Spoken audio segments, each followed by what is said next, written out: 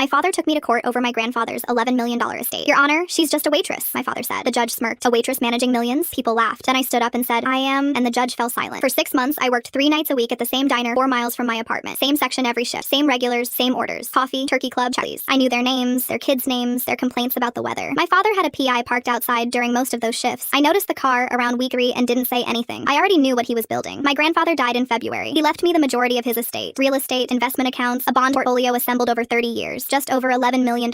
He left my father a portion too. Not nothing, but not equal. My father had been expecting equal, maybe more, and that gap had been widening long before the will was ever read. He filed the petition 6 weeks after the funeral, challenged my capacity to manage assets of that size. His attorney framed it as concern, the kind that sounds reasonable until you listen closely. I didn't respond when he filed, didn't call, didn't hire my own attorney. I showed up alone with a single folder and sat at the respondent's table, while my father arranged himself in the second row like he was watching something already decided. The photographs came out first. Me behind the counter, me wiping tables, me carrying a tray to a booth by the window. His attorney had timestamps and a 3-week surveillance pattern showing consistent, low-wage employment. He used the phrase financial sophistication 3 times. He said stability. He said judgment. He let those words do the work without ever saying the quieter thing underneath, that a woman in an apron with $4 tips had no business being trusted with $11 million. The judge looked at the photos, then at me. A waitress managing millions, he said. The room laughed. My father didn't, but the corner of his mouth moved. I let it land. I didn't object. I've learned that the most useful thing you can do when someone commits fully to a wrong assumption is let them finish. My grandfather used to say most people stop looking once they think they have the answer. They find the piece that fits the story they already believe and stop turning things over. My father had done that my whole life, taking the most visible version of me and deciding it was complete. So I let him build the whole thing. Let him stand in that courtroom with his folder and his surveillance photos and his attorney's careful language. Let the judge make the joke. Let the room laugh. Then I opened my folder. One document. I handed it to the bailiff, who passed it to the bench. The judge looked down. His expression didn't perform surprise. It shifted. My federal law enforcement credentials. 12 years as a special agent in the Financial Crimes Unit. Active, current, valid. The Financial Crimes Unit doesn't investigate street-level theft. It investigates fraud, layered accounts, falsified documents, contested estates. The kind of work that requires someone who understands exactly what they're looking at. I had worked 3 cases in the past 2 years involving disputed inheritance. I understood the architecture of what my father was attempting because I had spent 12 years watching people attempt it. I let that settle before I spoke. Your Honor, I said, I don't just wait tables. I spent 12 years investigating people who try to steal exactly what my father is attempting right now. The room went completely still. My father turned around slowly. I don't know what he expected to see. I wasn't angry. I was just looking back at him the way I'd looked at 100 people across interview tables, steady, waiting to see what they'd do with the information now that they had it. His attorney leaned over and said something quiet. My father didn't respond. The judge set the document down and looked at opposing counsel. The attorney opened his mouth, closed it. You can't run a capacity challenge against someone whose career is built on dismantling exactly this kind of case. The petition was denied 19 minutes later. I packed my folder, thanked the judge, and walked out. My father was still in his seat when I passed the second row. There was nothing to say that the last hour hadn't already covered. My grandfather never stepped in early. He waited in doorways, arms crossed, watching to see whether you'd handle it yourself. He didn't leave me his estate because I asked for it. He left it to me because he'd spent years watching how I moved through difficulty, and he knew the answer long before anyone thought to ask the question. My father saw the diner and stopped there. He never looked past what confirmed what he already believed. That was the difference.